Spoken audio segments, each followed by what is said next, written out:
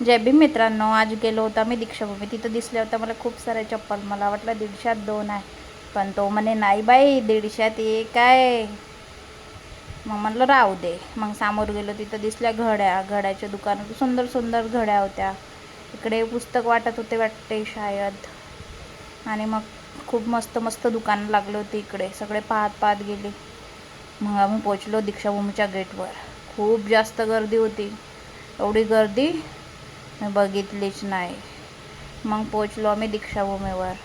तरी जायला एवढा टाईम लागला.